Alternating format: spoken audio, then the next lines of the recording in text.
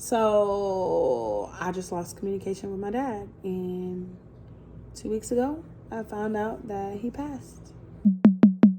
Hot girl, I don't do titles. If I do, babe, it'll be Michael. Keep shit spicy, tipping tiny. Yellow bone chick look like Hey Donnie. Freaking the sheet, freak on them please. Niggas been hooked since big old. Hey y'all, hey, we are back from my dad's vigil and repast. So yeah, let's talk, y'all. Haven't seen y'all in a long time. Life has been crazy a little bit, not too much. I feel like every time life picks up, something happened dramatically or drastically. So this time it happened. Yes, mother. So yeah, this time was my father's passing. And just to talk a little bit about it, if you check out my TikTok, I did a little story time on it. But I guess I'll talk about it a little bit now. So yes, I grew up, my mom and my father were together, married, blah, blah, blah. They had differences, separated. And of course, being a product of divorce, there's some mishaps. Yeah, I was the only child. My father didn't have any other kids. Fatherhood scared him, okay? He was like, I'm not doing this again. Having a baby's a lot. You okay? Cash over there pressuring her to play. Fatherhood is a lot. And get out of my face. Thought you about to hurt her. And I don't want to do it again. That's basically what he was like. So we had like a kind of distant relationship where we would talk, kind of communicate. But you know, he was the type of dad that would be like, the phone works both ways. And he would do that to me even as like a 5-6-year-old. I used to be like, why would he say the phone worked both ways? I gotta ask my mommy to use the phone. You know, it would be stuff like that. So we had that, and he would try to help and build up our relationship. So after that, he would be like, let me take you out. So we would go to the movies, and I talked about that today. Well, at the repast or at the vigil, I was saying how my dad was so much on a he used to take me to the movies because I told him I love Zac Efron. Okay, back in the day, I love Zac Efron. Who didn't? You know, he was in High School Musical 3, 17 again. And my dad was like, oh, bet, she loves Zac Efron. I'm going to take her to all the Zac Efron movies. So that's what he did. So we would go to the movies in his RV, have those good little times or whatever. And yeah, that's what I remember about my dad. He was always a moneymaker, a go-getter. I think that's what I get it from. Period. But skipping through that, he got into some trouble and had to go away. Found out he had cancer while he was there, so he got released. And then his cancer ended up going on remission, and he was fine. We was having like a distant father-daughter relationship, very much distant, because again, fatherhood scared him. Just give me 5, bro. Oh, be right back. Smoke break. Okay, we're back.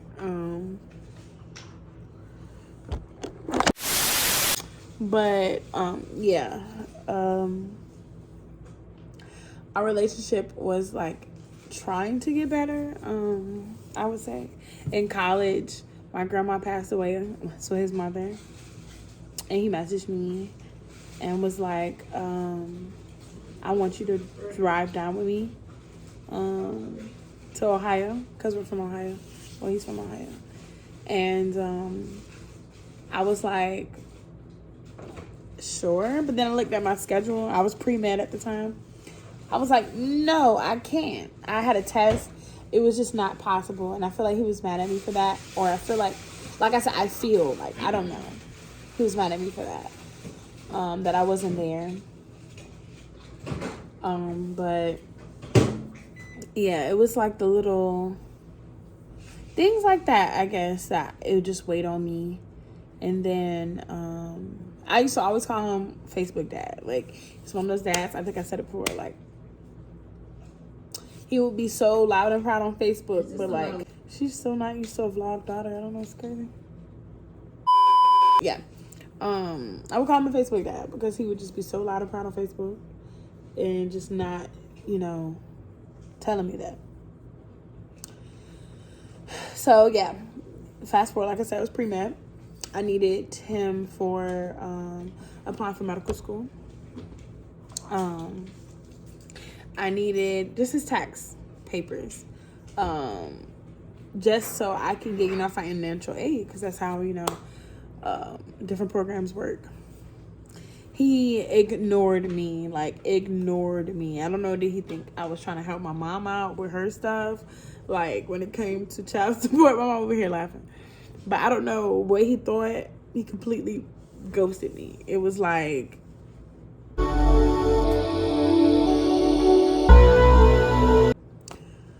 So I'm like, very weird. Okay, whatever. So I move on. And everybody knows me. I'm a big lover. I love family. I love people.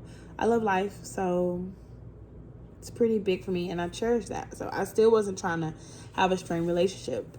But he was making it that way. So whatever. Time goes on. I grow up. I get closer. I've always been closer to my granddad than I was my father.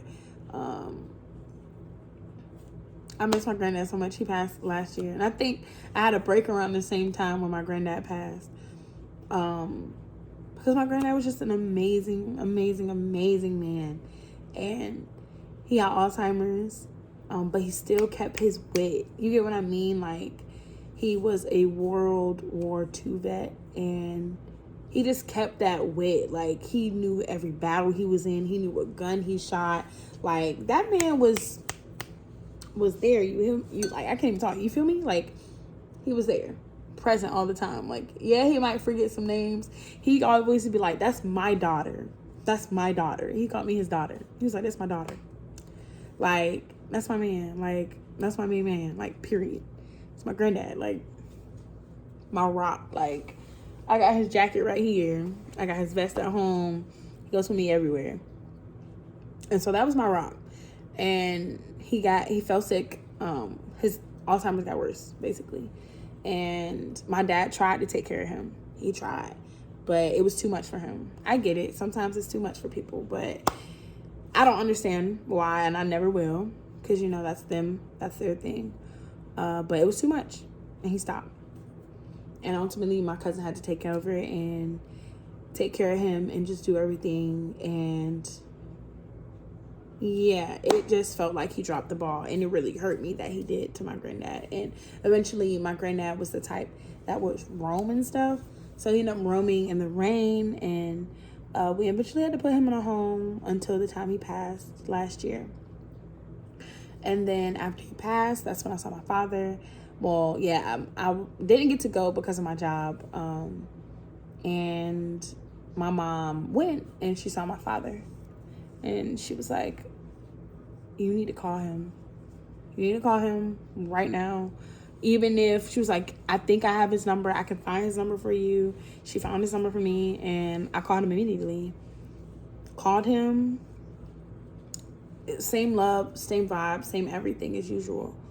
But it was a little different. And I was telling him, I'm grown now. I'm like, Dad, I'm 24. So I was 24 at the time. I'm like, Dad, I'm 24. I'm getting older. You're getting older. I'm like, as you see, life is not, granted to us. I'm like, you lost grandma, you lost granddad now. And I'm like, we're getting older and I want my dad. I was like, I want my dad here. I need you here. And I'm like, I want you here. What's up? And he was like, I know, baby girl. I love you. And, this, that, and the third, just all love. And then I was like, if you need me, I'm like, I know you look sick. If you need me, I'll come to you. I don't care. I could take time off. I'll come to you. And he was like, I know. I love you. And I'm proud of you. This was earlier this year, late last year. No, earlier this year. And then all of a sudden, he stopped. My messages went to blue. He had an iPhone. I was like, am I blocked? Did he change his number on me? What's going on? So I just lost communication with my dad. And 2 weeks ago, I found out that he passed. He lost his battle. He lost... She's the intermission bitch. He lost his battle with cancer, with prostate cancer. and just going to where he was living, y'all. He was living in a outskirts bum town in Virginia, a hick town. And I'm not trying to be funny to some of my countrymen. That's my followers. I love y'all, period. But he was in a hick town. Very much.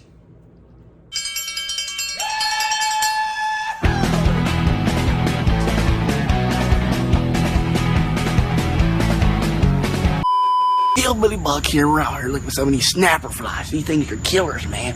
My buddy Jimbo got hospitalized last week because one of them bit him right in the neck. He's a goner. Stay the fuck back. These things are killers now. It was very much not pro us. You get what I mean? So went there to collect his belongings.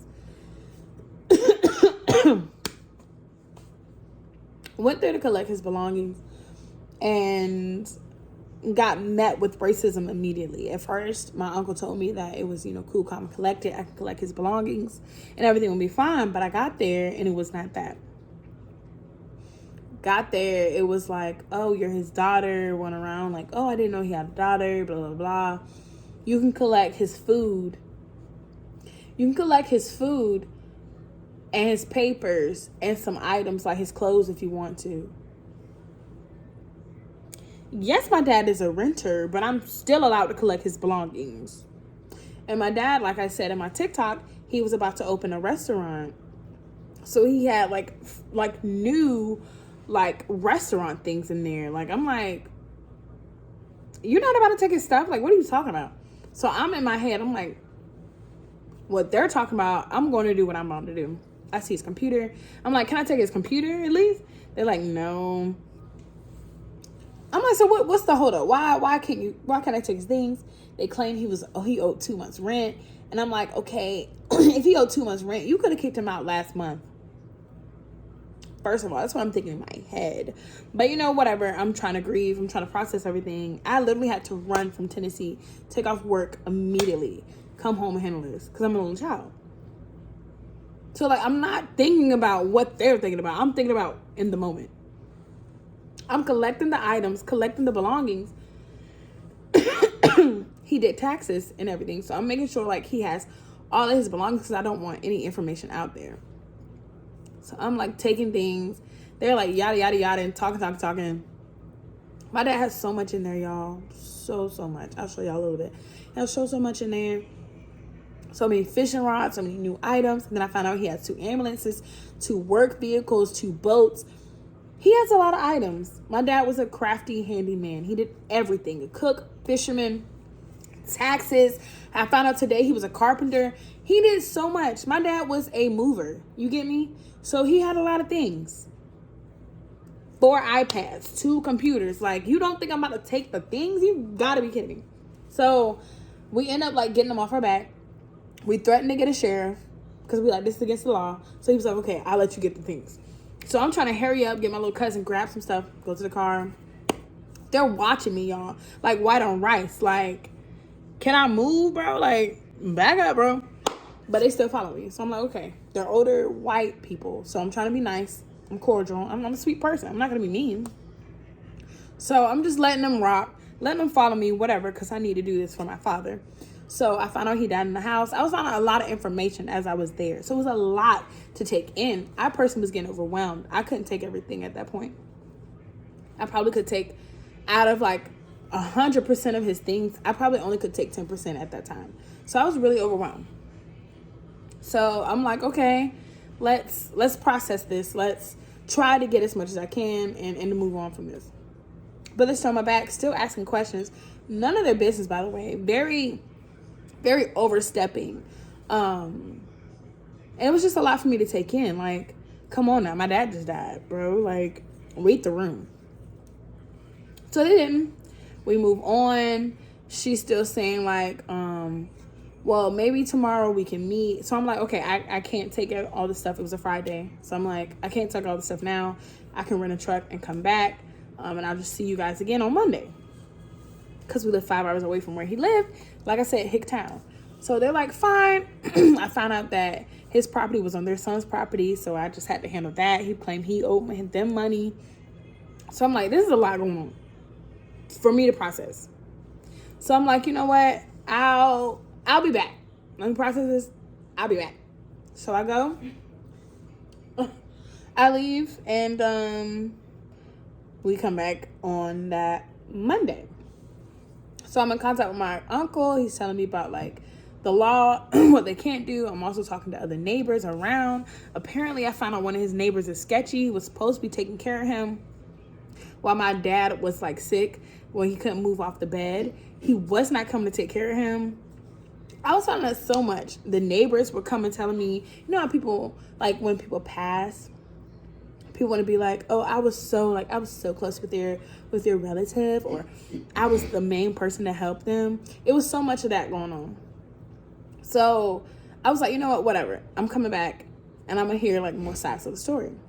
I get another sides of the neighbors. Find out that my dad was so far in his cancer that they were giving him like so much drugs to soothe his pain. Like he was prescribed fentanyl patches. He was prescribed oxycodone. He was prescribed like all these heavy like medications for pain. And then I also found out in his paperwork he had oh my gosh, what's the illness? It's CHF. It's heart failure, but I'm trying to get, it's the C, heart failure. What word is that? CHF? Is that critical? I have forgotten. What is that? Is that chronic? Is that chronic heart failure? Congestive something. Oh, thank you, bestie. Congestive heart failure. We love my bestie. Anyway, it was congestive heart failure, and he had diastolic and systolic. So both, like his heart was not trying to work with him. You feel me? So he had that, but I also think it was because of all the pain medication he was in. Like, pain medications have side effects, and one of them is heart failure. But we're not going to go into that. I'm not going to snatch out loud. But, yeah. So I found out that apparently he was so, like, much in pain, he couldn't move off the bed. He was only drinking Ensures. He had a pee bucket. He had a fridge beside him, and he had a grabber. He had mini muffins. He had his Ensures, and apparently that's what he was drinking and consuming during like his last weeks, because his neighbor stopped coming in to check on him and make sure he had food. So Monday I go in, the landlords weren't trying to let me in. They weren't answering the phone so I can get in. I called the sheriff and I'm like, hey, I'm supposed to be here to get my father's things. They're not meeting with me. Could somebody come out? They're like, or being that it's a small county, there's nobody here. But if it's an emergency, we can send somebody out there. So I'm like, okay, that's fine. Get to the house. Nobody's there. But I see the back door is, a little open a little bit, the window, you know what I mean? Like the unit, the AC unit is a little up in the window in the back.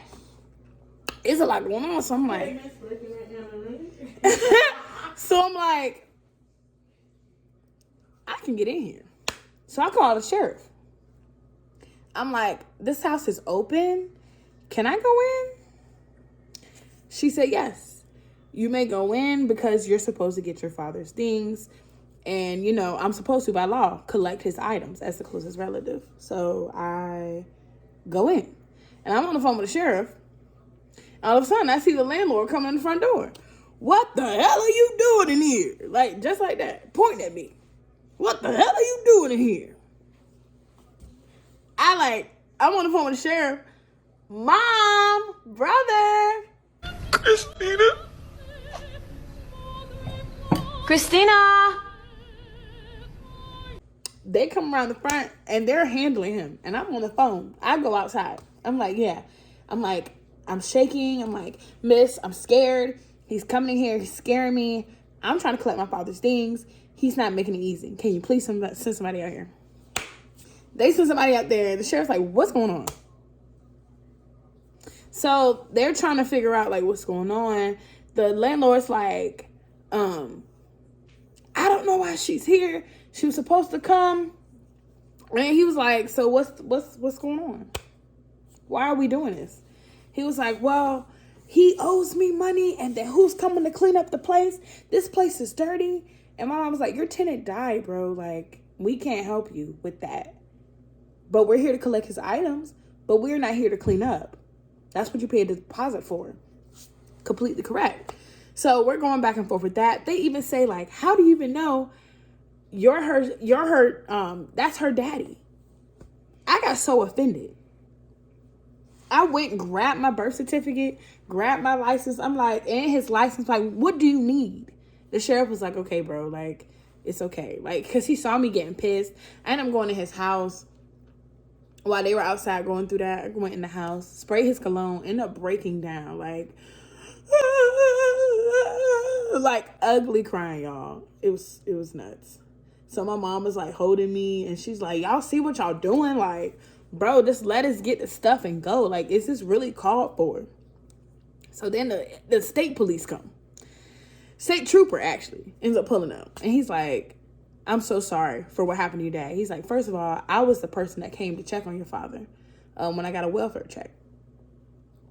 And he was like, I just want to give my condolences because I'm like one of the last people for real to talk to your father. And he was just telling me the condition of my dad. He was just a stand-up man.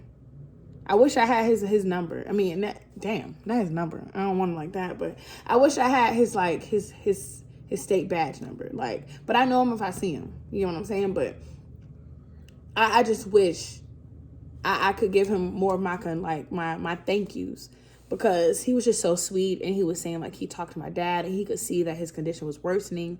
He actually called APS, which is Adult Protective Services, to get somebody out there for my father. And he said he waited outside the house for an hour and a half and nobody came. So I have to file a complaint against APS because nobody answered the sheriff or his neighbors, because I also found out his neighbors called 2 times. So it just feels like a bunch of neglect going around. And the sheriff expressed his condolences and his grievances. And he was like, I'm going to handle this. What do you need? And so I told him, I just want to collect my dad's stuff and I want to go. I want to close this chapter. So he was like, okay, let me see what I can do. He went out there and he was like, well, they said you can get all or nothing. And I said, well, we're going to get all. And we went in there and tried to move the beds. Y'all know they stood outside and watched us? They're the elderly. Sat outside. It was cold, y'all. My mom was like, y'all don't have to sit out here. You can go warm up and come back. Stood there. So we finishing up. One of my dad's like good friends in the neighborhood came over, and she wanted to get her condolences and just share some memories with me as well, and tell me some things about the neighborhood. And she comes out there with us. It was a show, Karen versus Karen, if we being real. So the landlord comes to me and was like, I want to see the daughter. Where is she? I'm sitting right in front of her. I'm like, you're not that old, girl. My brother's like, you can up and see her. She gonna say, I'm not talking to you, little boy. My mama said, little girl, who are you talking to? Ain't no boys around here. Like, on some racial stuff, y'all. It was crazy. So she's like, well, my father's neighbor is like, hold on, you're not gonna do this. What is wrong with you? Let these people go and we can squash this. Like, why are you being so greedy? She told that girl, you're going to get what's coming to you. Pointed her in her face. My mom recorded the whole thing. I probably put a little bit in here. It was nuts. It was crazy. I've never went through anything like this. It was like a movie. It was like a movie. It was like Get Out if Get Out was real. If Get Out was like in a real sense of today, it would have been like that. So they basically blocked us in. She got her husband to call the police. They came. It was a bunch of stuff going on. He was like, I'll do a walkthrough. And he made my brother come walk with him. Maybe he didn't make him do anything, but he was scared. Because also my dad died in there in his nighttime. He was scared his ass off. So my brother had to walk with him inside the house to clear it. So they doing that. The sheriff comes to me. He's like, what's going on? And I'm like, I'm tired. I'm like, we've been moving for 5 hours straight. I have to bury my father.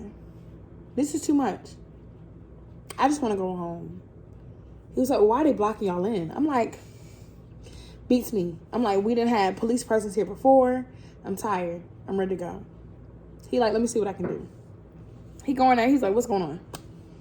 They were like, They're not cleaning up the place. They're not cleaning up. The sheriff had to tell them, that's what the security deposit is for. Are you going to let these people go or not? So I don't know if the older lady had dementia or what, but she was like snapping in and out. So like one moment she was straight. The next moment she was like, you're not even giving your father a service. Babe, it's none of your business. So it was a mess. And the police was like, yeah, let these people go, please. Get out the way. So thank God for police. You know what I mean? Like, police are good. They can be good, but they can also be crazy. But they can be good. So this was one of the points. He got them out the way, and we closed that chapter. Now I have a bunch of my father's restaurant stuff that I think I'm going to keep. Some stuff I'm going to let go. But some stuff I'm going to keep because I do plan on opening a restaurant in his name. So stay tuned for when that happens. But that was just a whole bunch with that. And then my dad's condition was so bad. My dad was always a heavier set man. He weighed about 70 pounds when they picked him up. Because I want to say he was malnourished. I want to be 100% real with you. And I found out that he pushed a lot of his family away. A lot of people tried to offer to come get him and save him, but he didn't want to be. He just wanted to go that way. But he did have an amazing support system, as in his friends. He would talk to his friends every day. So I feel like, in a sense, it's a silver lining of like he wasn't truly alone. But it's just very much a tragic, effed up tale, honestly, because it's like I can't get any closure with his death, essentially. Like, he sat there and died, and that's how he wanted to go. And I just have to make sense of that, you know. And it's just crazy to really think that, because I would have thought that. He died at 59, extremely young to me. Still full of life, still full of joy. And it's never a goodbye, see you later, you know. And yeah, it's crazy to say and to mention, especially around the holidays, because it's Thanksgiving. So I guess this is going to start off my Vlogmas in a weird, crazy way. But yeah, I barely talk about my father in that sense because our relationship was strained, very much so. But nothing is perfect. Everything is a work in progress. So that's that. But yeah, that was that. And then we had his repast today. Nice repast, his vigil. Being that he's cremated, he wanted a small service. And he wanted that. So I think I did him a good job and did that. Met some family. And we went to repast at Applebee's after, which was super cute, coy, whatever. Some simple, nothing too much. But it's just the fact that it's just a crazy situation to even wrap your head around. Like, yeah, I knew my father was sick, but to die of like malnourishment, not getting the nutrients he needed because like of lack of care from others around him, and just him not wanting people to see him that way, is kind of crazy to really wrap your hand around. Truly. But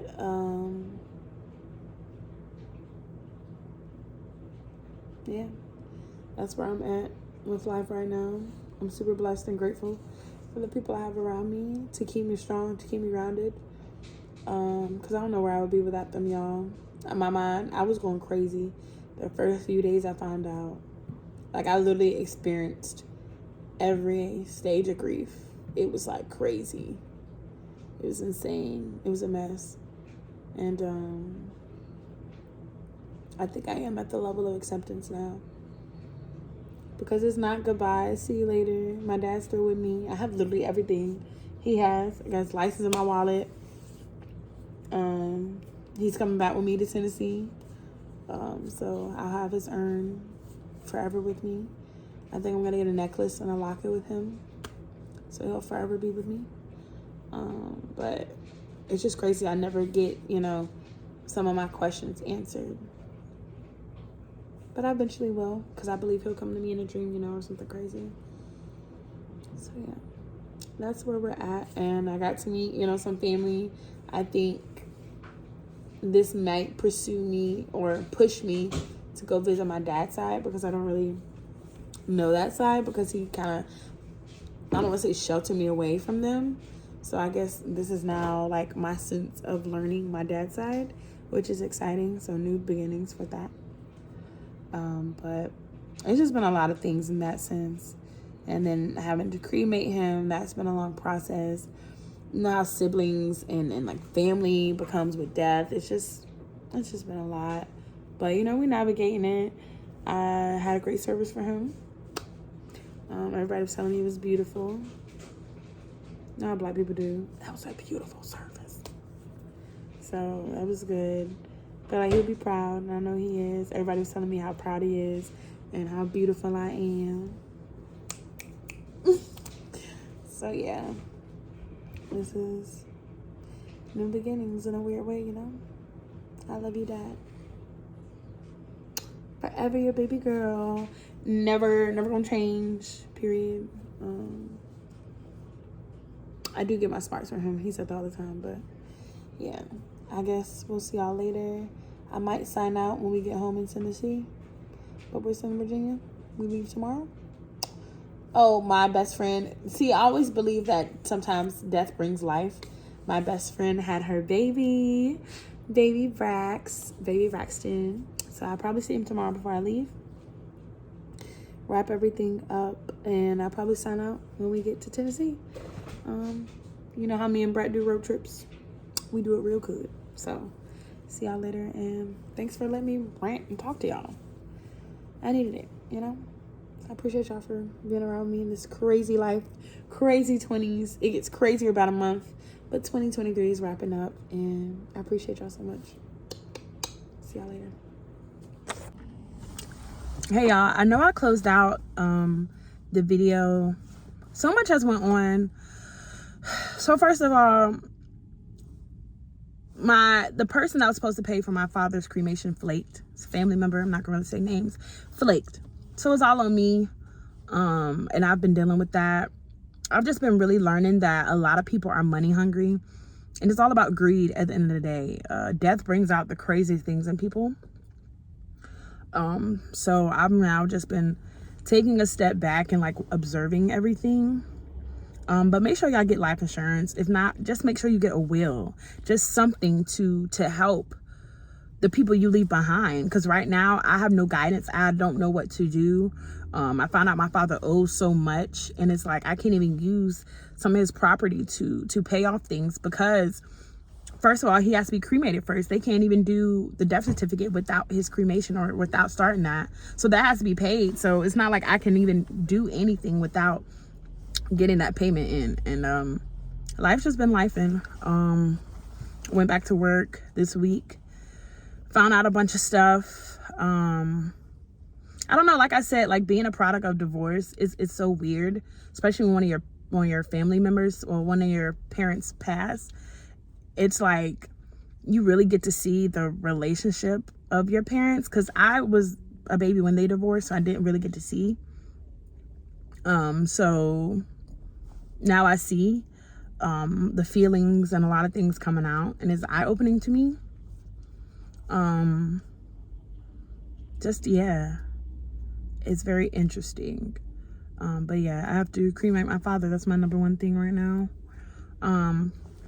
My brother took it upon himself to make a GoFundMe, and I appreciate, you know, the initiative or whatever, but it just really put me more behind than anything, because my sugar daddy was saying he was going to help me, but instead he just contributed to the GoFundMe, trying to take the easy way out. I appreciate it, yes, but he said he was going to help me. Instead, he just donated a bit. So it's like I still owe so much. I have to talk to my aunt tonight to see what are we going to do. But on my end, I've came up with probably like $500. And the whole thing is $2,100. So prayers up that my father can truly rest. I'm learning so much on his side, like about his family and how they are so divided, and it's not really a community, a sense of community. And community and family is so big to me. And it's just so eye-opening that it's not, I knew a lot of people aren't like that, but it's just crazy to see that and to know I'm a product of that environment. Like, but I'm not a product, but I'm like, I'm from that. You know what I mean? Like, that's my family at the end of the day, and I love them, won't replace them. But it's just interesting to see like they're like that and I'm like this, because I'm a giver. And like I said, my relationship with my father was strained and stuff like that, but I still want to make sure he's resting, you know, peacefully and his wishes. That's my dad. Honor your mother and father in life and death, period. Because you only have one. So just crazy to sit back and really reflect on everything. I don't know, I'd probably make a mini TikTok explaining like everything. But yeah, life has been lifing, not gonna lie. I feel like I keep going back to the anger stage in my grief because I keep asking my dad, like, why would you leave me like this with so much on my plate? Like, you knew I'm applying for school, like you knew I have so much going on right now. And like, yes, nobody wants to accept cancer. It's terminal sometimes, but you have to take those precautions and those next steps just in case. So that's just my stressors and my worries. It's just like a bunch of whys, a bunch of questions that are going to be unanswered because he's not here to answer them. But it's just like a Bart Simpson thing. But yeah, it's raining. It contributes my mood. But we started Vlogtober today, so it's a plus to everything. Let's go to TJ's. Let me get my feet done and stuff. Check out my vlog coming up. I don't know when I'm gonna post this, but I just want to share like what I'm going through. I have to like contact his social security. I found out Medicaid doesn't help cover, like, what in the world? Nobody helps cover cremations. Nobody helps cover burials. It's all on the family, for real. And I just wish he would have told me so I could have been putting money to the side to prepare for this. So starting at square one. But you know, it's okay. I feel like there's always like trial and tribulations before, you know, the victory and the sunshine. There's always a rain and storm before the rainbow. So that's how I'm seeing it. I'm staying positive. I can't believe 2024 is almost here. But yeah, and then, oh my God, y'all, I found my dad's iPad and I opened it. Nothing like that, y'all. I got his cameras, so fingers crossed ain't nothing up there like that. But anyway, I got his iPad and I looked up there and it's just like I could see like just his life, and like you could just see everything. He was such a transparent man. He posted, like, took pictures of everything, and I love that about him. He was such a money man, a go-getter, and it's just that his mind was just moving too fast, I feel like, and he was leaving me in the dust. So yeah, if you're a parent, keep your children in the loop, please. Get life insurance, please. I don't know how many times I'm gonna tell y'all that. Everybody needs life insurance because this is a lot, period. Then I found out I gotta go to meet with my, I have to get, I don't know if I need an attorney or not, but I have to seek legal action against the people that have my dad's vehicles. So it's just a bunch of stuff, you know, that transpires and goes on when somebody, you know, leaves this earth, when their vessel leaves. Because he's not gone. I know for a fact he's not gone. But, well, that was my, you know, recap after the vigil. Things that just been transpiring. But yeah, let's go run the rest of my errands and enjoy this good old Friday the best that I can. But yeah, thank y'all for watching. If y'all got grief tips, I mean, I feel like I haven't even gotten to my stage of grieving yet because I have to do all this business stuff. But when I do, y'all will be there. But yeah, the stages of grief are real, because I hit every stage and I keep going back to the anger stage. Yeah, I've accepted it that he's gone, but I'm just angry that he left me like this. Not like I wanted to be set up, taken care of financially. I just wanted him to be taken care of. But right now I have to worry about him, that I can't even really live my life or grieve him. You know what I mean? So thank y'all so much for watching this craziness talk session. I'm gonna go finish running my errands. Thank y'all so much for watching. I love y'all. Make sure y'all hit that like, subscribe, and that notification bell. Comment y'all tips on grief. If you've went through something like this, I would love to hear y'all. Cause it's a lot. Again, I love you, Daddy, and rest up. Talk to y'all later. You get the heck out. I need rest now. Got me bummed out. You so you.